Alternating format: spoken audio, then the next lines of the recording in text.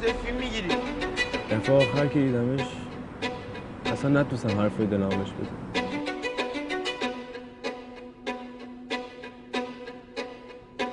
نه با خودت خرتم. خود خرمی؟ آره.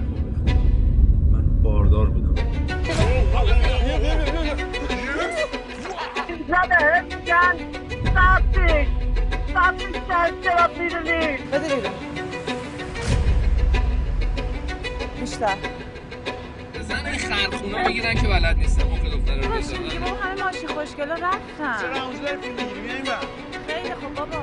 برو بابا برو مامان منتظرته. خفه شو سوار شو برم تو باش. مراقب باش علی خط کو ببینم حالا ببینیم تعلیق افتاده